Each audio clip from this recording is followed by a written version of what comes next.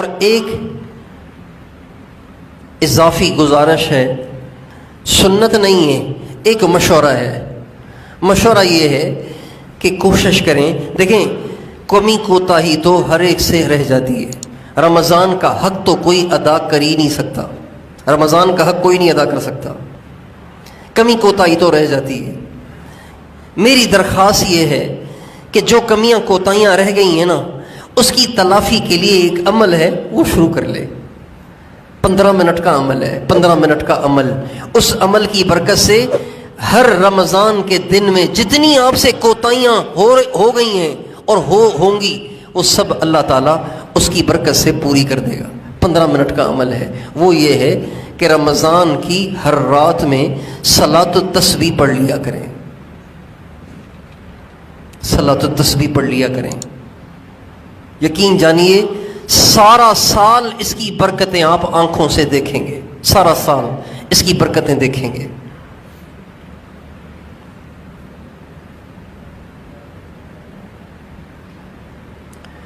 ہمارے نبی نے حضرت عباس اپنے چچا سے فرمایا، میرے چچا کیا میں آپ کو کوئی تحفہ دوں؟ پھر فرمایا، میرے چچا جان کیا میں آپ کو کوئی ہدیہ دوں؟ پھر فرمایا، میرے چچا جان کیا میں آپ کو کوئی عطیہ دوں؟ 3 دفعہ فرمایا۔ پھر فرمایا، میں آپ کو ایک نماز بتاتا ہوں، اگر آپ وہ نماز پڑھیں گے اللہ آپ کے اگلے بھی، پچھلے بھی، بڑے بھی، چھوٹے بھی، چھپ کر کیے ہوئے بھی، لوگوں کے سامنے کیے ہوئے بھی، بھولے سے کیے ہوئے بھی، جان کر کیے ہوئے بھی، سارے گناہوں کو معاف کر دے گا۔ پھر آپ نے فرمایا، چچا جان آپ 4 رکعت نفل نماز پڑھیں اور ہر رکعت میں 75 دفعہ سبحان اللہ، الحمدللہ، لا الہ الا اللہ، اللہ اکبر، یہ 75 دفعہ ہر رکعت میں پڑھیں، تو یہ ٹوٹل 4 رکعتوں میں 300 دفعہ ہو جائے گا۔ جب آپ یہ نماز پڑھیں گے تو آپ کے اگلے پچھلے، کبیرہ صغیرہ، اور چھپ کے کیے ہوئے اور سرے اوروں کے سامنے کیے ہوئے، بھول کے کیے ہوئے، جان کر کیے ہوئے سب گناہوں کو اللہ معاف کر دیں گے صلاۃ التسبیح پڑھنے سے۔ اور اس کا طریقہ بہت آسان ہے، آپ علماء کرام سے سمجھ لیں، موٹا موٹا میں عرض کر دیتا ہوں۔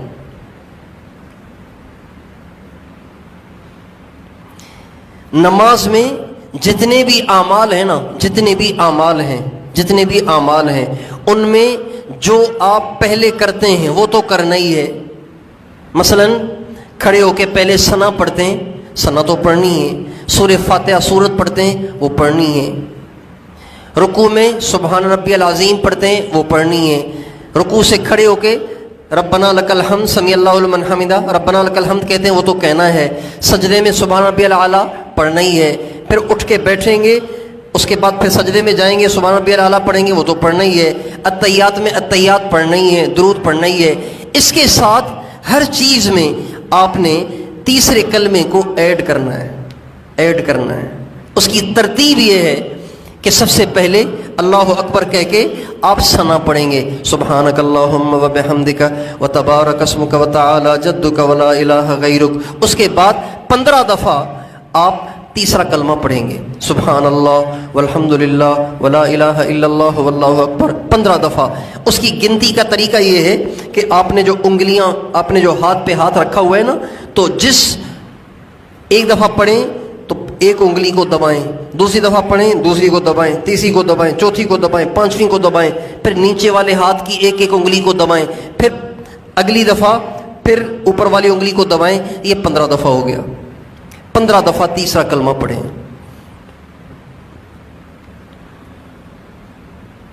اور اگر کوئی ایسے نہیں سمجھ سکتا تو وہ اپنی انگلی میں کاؤنٹر لگا کے بھی پڑھ سکتا ہے، انگلی میں کاؤنٹر لگا کے بھی پڑھ سکتا ہے، انگلی میں کاؤنٹر لگا کے اس کو دباتا رہے، یہ بھی جائز ہے۔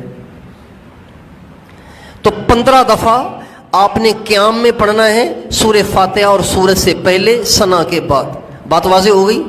ٹھیک ہے، 15 دفعہ۔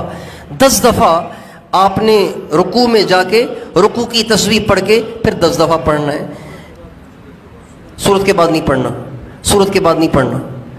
15 دفعہ 15 दफ़ा सना के बाद पढ़ना है, उसके बाद सूरह फातिहा और सूरत पढ़नी है। टोटल क़याम में 15 दफ़ा, ठीक है, टोटल क़याम में 15 दफ़ा। और 10 दफ़ा रुकू में, रुकू की तस्बीह के बाद 10 दफ़ा रुकू से उठकर समी अल्लाहु लिमन हमिदा रब्बना लकल हम्द के बाद, और 10 दफ़ा सजदे में जाके सजदे की तस्बीह पढ़ के, 10 दफ़ा सजदे से उठकर दोनों सजदों के दरमियान बैठकर, 10 दफ़ा सजदे में जाकर सजदे की तस्बीह पढ़ने के बाद, और 10 दफ़ा दूसरे सजदे से उठकर दोबारा अत्तहियात की शक्ल में बैठ के 10 दफ़ा पढ़ेंगे, फिर दूसरी रकात के लिए खड़े होंगे। बात वाज़ेह हो गई? बात वाज़ेह हो गई? दोबारा सुन लीजिए। 15 दफ़ा क़याम में, अगर क़याम में सना के बाद रह गया सूरह फातिहा के बाद पढ़ लें, कोई मसला नहीं। 15 दफ़ा क़याम में, 10 दफ़ा रुकू में, 10 दफ़ा रुकू से उठकर, 10 दफ़ा पहले सजदे में, 10 दफ़ा सजदे से उठकर, 10 दफ़ा सजदे में, 10 दफ़ा दूसरे सजदे से उठकर, फिर 10 दफ़ा पढ़ के फिर दूसरी रकात के लिए खड़े हो जाएं। ये टोटल 75 दफ़ा हो गया।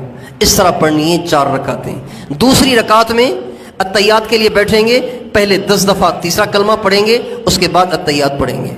चौथी रकात में भी इसी तरह करेंगे। ये 75 दफ़ा हो गया। एक और तरीका भी है, लेकिन सुन्नत के ज़्यादा करीब तरीका ये है।